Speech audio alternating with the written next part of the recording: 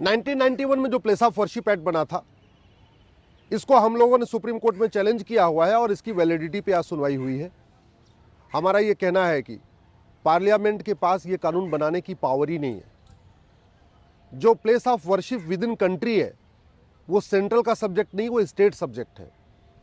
जो देश के बाहर के प्लेस ऑफ वर्शिप है उन पे पार्लियामेंट कानून बना सकती है, यानी कैलाश मानसरोवर हुआ या हज हुआ, उनके बारे में नियम कानून पार्लियामेंट बना सकती है। भारत के अंदर के जो प्लेस ऑफ वर्शिप है वो भारत के संविधान में स्टेट सब्जेक्ट है, वो सेंट्रल का सब्जेक्ट ही नहीं है। दूसरा, इसका नाम प्लेस ऑफ वर्शिप है, इसका नाम पूजा स्थल है, तो ये पूजा स्थल को रिस्टोर करने के लिए होना चाहिए, पूजा स्थल के रखरखाव के लिए होना चाहिए।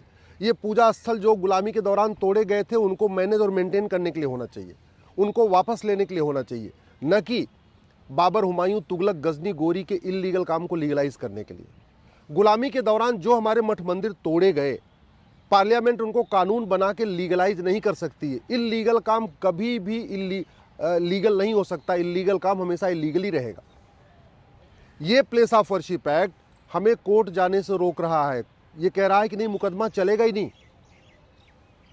सबसे बड़ी समस्या ये है, ये कहता है कि जो प्लेस ऑफ वर्शिप है उसका कैरेक्टर चेंज नहीं होगा, कैरेक्टर वही रहेगा जो 1947 में है।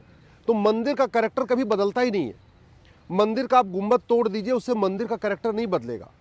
मंदिर की आप दीवार तोड़ दीजिए, मंदिर का कैरेक्टर नहीं बदलेगा। मंदिर में आप आके नमाज पढ़ लीजिए, मंदिर का कैरेक्टर नहीं बदलेगा। मंदिर की मूर्ति चोरी कर लीजिए, तब भी मंदिर का कैरेक्टर नहीं बदलेगा। एक बार प्राण प्रतिष्ठा हो गई तो जब तक विसर्जन नहीं होगा वो मंदिर ही रहेगा। कई बार ऐसा भी भारत में ऐसे हजारों स्थानों पे पूजा होती है जहां मंदिर नहीं है, वो नीम के पेड़ के नीचे पूजा होती है, पीपल के पेड़ के नीचे पूजा होती है, बरगद के पेड़ के नीचे पूजा होती है।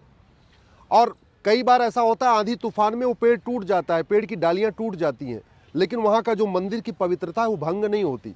ऐसे ही जो हमारे मठ मंदिर थे, अगर आक्रांताओं ने आके तोड़ दिया, उनका गुंबद बदल दिया, मूर्तियों को खंडित कर दिया, वहां नमाज पढ़वाना शुरू कर दिया, उससे मंदिर की पवित्रता भंग नहीं होगी, क्योंकि वहां कभी विसर्जन हुआ ही नहीं। प्राण प्रतिष्ठा हुई थी तो जब तक विसर्जन नहीं होता वो मंदिर का मंदिर ही रहता है।